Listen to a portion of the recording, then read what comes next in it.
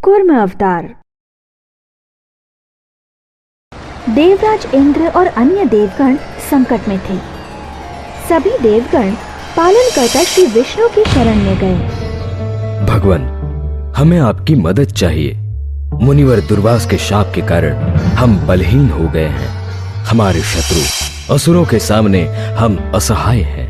हम युद्ध हार चुके हैं और बड़ी संख्या में हमारी सेना नष्ट हो चुकी है।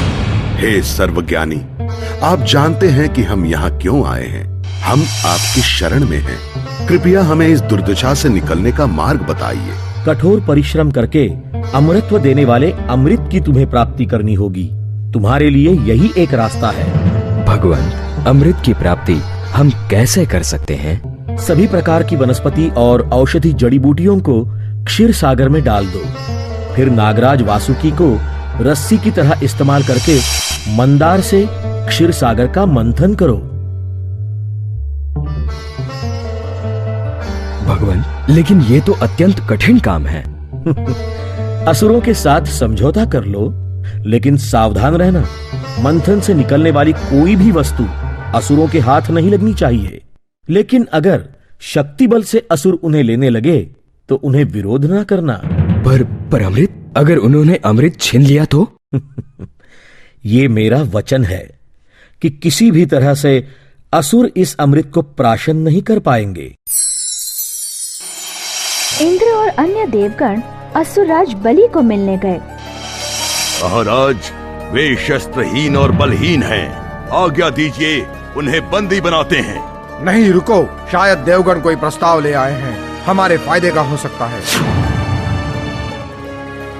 मेरी आपसे विनती है कि आपस का बैर भूल जाए और साथ में काम करें। ये प्रस्ताव हम सभी के फायदे का है। देव और असुरों में शांति प्रस्थापित हुई। इंद्र, अब और समय व्यस्त करना उचित नहीं।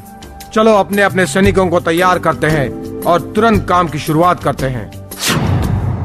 बलि और इंद्र ने अपने सैनिकों के साथ मंदार पर्वत को उखाड़कर उसे समुद्र के किनारे ले जाने का कार्य शुरू किया।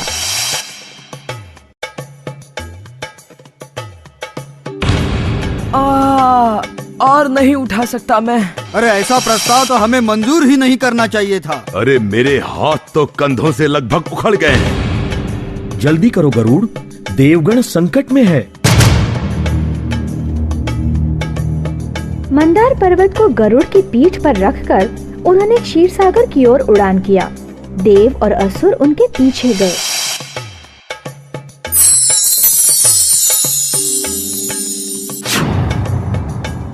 अब तुम्हारा काम शुरू करो वासुकी। तुम्हें भी अमृत में हिस्सा मिल जाएगा। मंदार पर्वत तुम्हें कोई हानि नहीं पहुंचाएगा।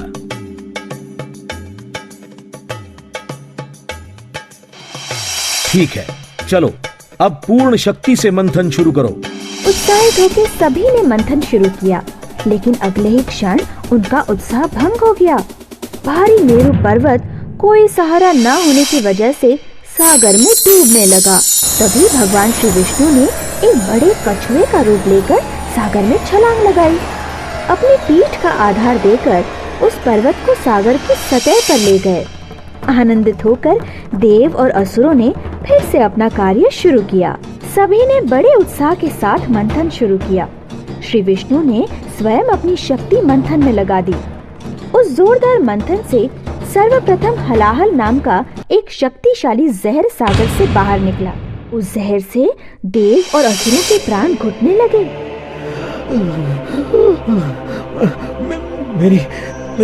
मेरी सांस। मैं अंधा हो गया हूँ, कुछ दिखाई नहीं दे रहा। हे भगवान, इस विष से हमारी रक्षा करना।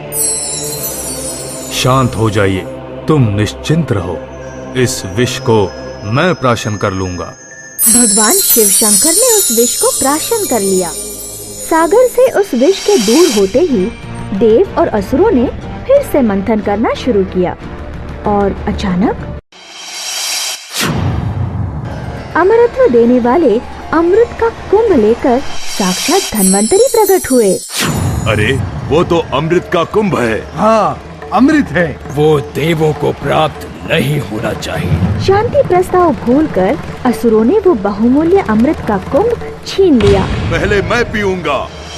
नहीं, पहले मैं। पहले मैं पीऊंगा। अरे पहले मुझे दो, मैं तुम्हारा मुख्य हूँ। डरे हुए देवगण ये सब देख रहे थे, लेकिन श्री विष्णु की झगड़ा ना करने की आज्ञा को याद करके वो सब चुप रहे। श्री विष्णु प्रसन्न हुए। निराश न होना, अमृत पीने की चाह में वैसे ही वो आपस में लड़ रहे हैं। अब मैं मेरी शक्ति से उन्हें मोहित कर दूंगा और वो अमृत तुम्हें दे दूंगा। फिर श्री विष्णु ने सुंदर मोहिनी का रूप धारण कर लिया और वे असुरों के पास गए। वाह, क्या सुंदरता है।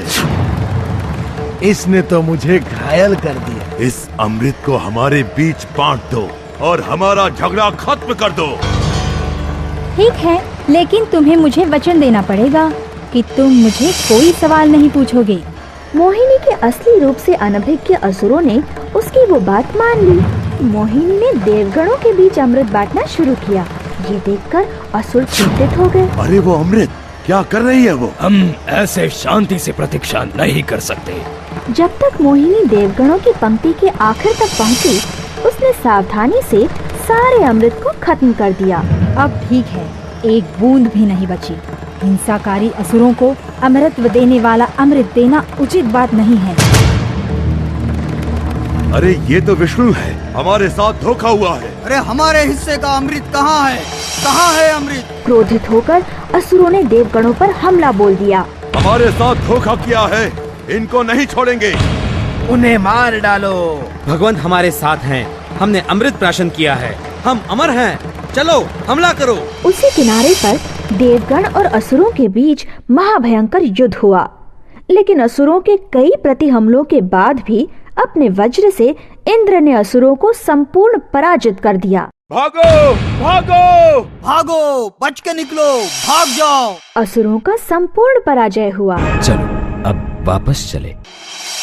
इस प्रकार अपने शरण में आने वालों को भगवान श्री विष्णु उनका खोया हुआ गौरव पुनः प्राप्त कराते हैं और उन्हें सजा देते हैं जो हिंसा में विश्वास रखते हैं।